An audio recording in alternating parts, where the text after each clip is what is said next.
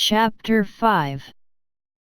During the summer I met Mrs. Strickland not infrequently.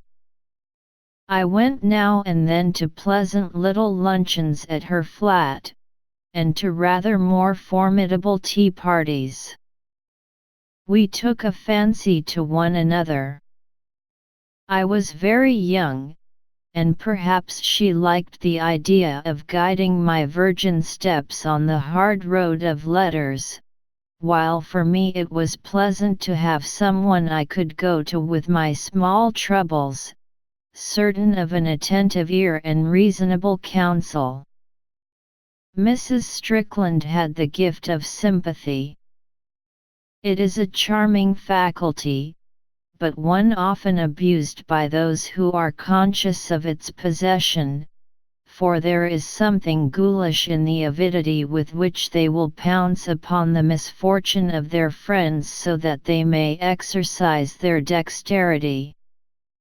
It gushes forth like an oil well, and the sympathetic pour out their sympathy with an abandon that is sometimes embarrassing to their victims. There are bosoms on which so many tears have been shed that I cannot bedew them with mine. Mrs. Strickland used her advantage with tact. You felt that you obliged her by accepting her sympathy. When, in the enthusiasm of my youth, I remarked on this to Rose Waterford, she said, "Milk is very nice, especially with a drop of brandy in it, but the domestic cow is only too glad to be rid of it. A swollen udder is very uncomfortable." Rose Waterford had a blistering tongue. No one could say such bitter things. On the other hand, no one could do more charming ones. There was another thing I liked in Mrs. Strickland.